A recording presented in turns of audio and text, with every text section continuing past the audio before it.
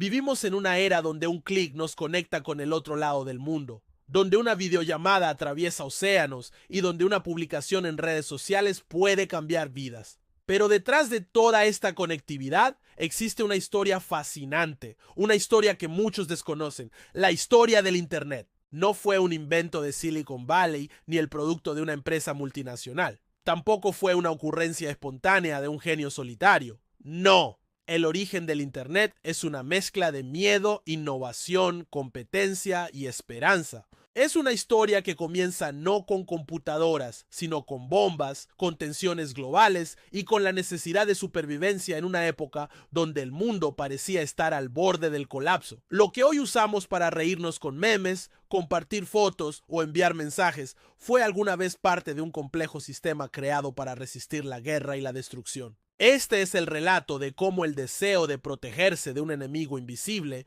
dio lugar a la creación del tejido digital que hoy sostiene nuestras vidas. Es una historia de guerra, computadoras y al final, conexión. Bloque 1. La guerra que encendió la chispa. La historia del Internet no comienza con un laboratorio ni con una oficina llena de programadores. Comienza con el estruendo metálico de la Guerra Fría, una época tensa donde la humanidad vivía con el temor constante de una guerra nuclear. Estados Unidos y la Unión Soviética no solo se disputaban territorios y poder, sino también el control del conocimiento y la tecnología. En 1957, el lanzamiento del satélite soviético Sputnik marcó un antes y un después. Por primera vez, los estadounidenses vieron el cielo no como un refugio seguro, sino como una nueva frontera donde también podían ser superados. Este evento encendió las alarmas del Departamento de Defensa de los Estados Unidos. ¿Qué pasaría si los soviéticos atacaran el corazón de la nación?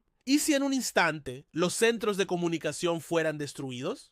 ¿Cómo se podrían coordinar los mandos militares, las respuestas, las estrategias? Las redes telefónicas convencionales eran vulnerables, dependientes de centros únicos que de caer dejarían a un país completamente incomunicado. De esta preocupación nació una idea revolucionaria: construir una red que no dependiera de un solo punto, sino que pudiera reorganizarse automáticamente en caso de ataque. Una red con múltiples caminos para que la información nunca dejara de fluir, aunque partes de ella fueran destruidas. Así, paradójicamente, el miedo a la destrucción fue el primer ladrillo en la construcción del Internet. Bloque 2. Los padres del Internet. En medio de este escenario cargado de tensión y necesidad, surgieron mentes brillantes que comenzaron a imaginar lo impensable. Uno de ellos fue Paul Baran, un ingeniero de la corporación RAND, quien propuso una idea que cambiaría para siempre la forma de transmitir información.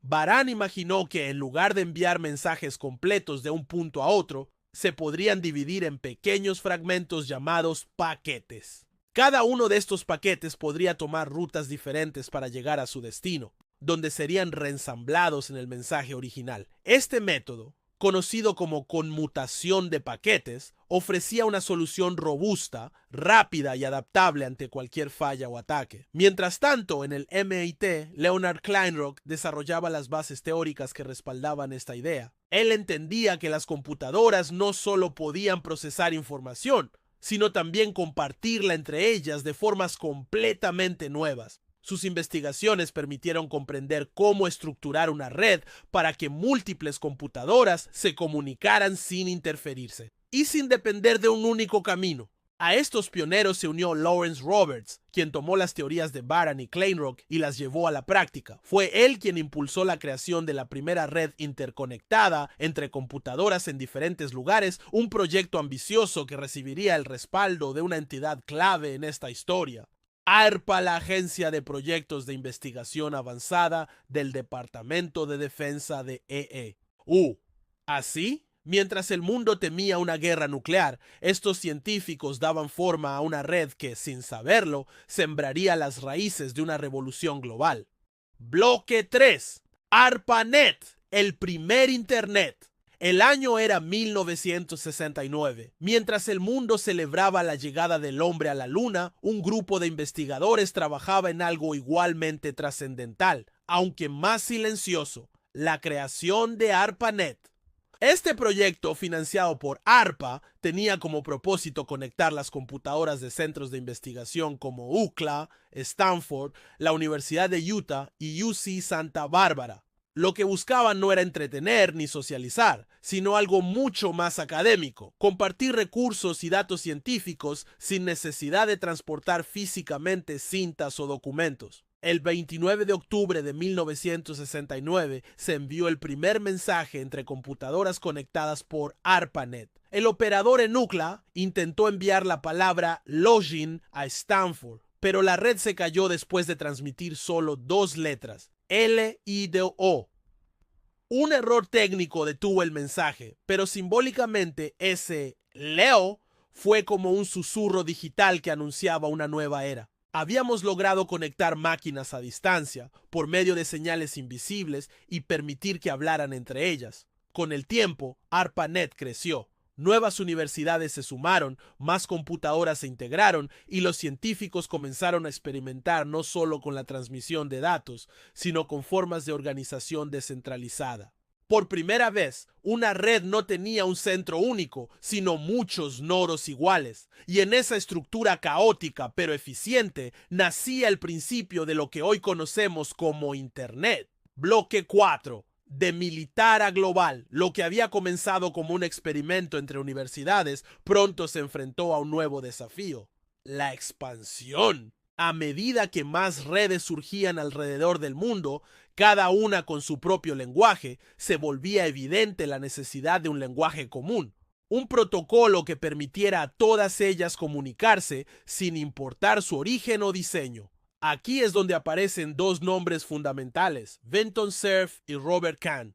Ellos desarrollaron el TCP/IP, un conjunto de reglas que permitiría el envío y recepción de datos entre redes distintas. Con la implementación oficial de TCP/IP el 1 de enero de 1983, ARPANET dejó de ser un proyecto aislado para convertirse en la columna vertebral del Internet moderno. Ya no era una red, sino un conjunto de redes interconectadas, capaz de crecer, adaptarse y sobrevivir. Poco a poco, el uso de esta tecnología se expandió más allá del ámbito militar y académico. Empresas, bibliotecas, laboratorios e incluso usuarios individuales comenzaron a conectarse. En 1991, un nuevo capítulo se escribió gracias a Tim Berners-Lee, un científico británico que trabajaba en el CERN. Él no inventó el Internet, pero sí creó la World Wide Web, una plataforma basada en hipervínculos, navegadores y páginas visuales que facilitó la navegación para el público general. La web no era la red, pero sí su rostro. Desde entonces, lo que alguna vez fue un sistema técnico reservado para expertos se volvió algo intuitivo, accesible y cotidiano. Bloque 5. El Internet cambia el mundo. Con la llegada de la World Wide Web, el Internet dejó de ser una herramienta científica para transformarse en un espacio donde la humanidad podía convivir, expresarse y reinventarse. Las universidades dieron paso a los hogares, las computadoras dejaron de ser instrumentos de cálculo y se convirtieron en portales a nuevas formas de vida. Surgieron los correos electrónicos, los foros, las primeras salas de chat, y con ellos un cambio de paradigma.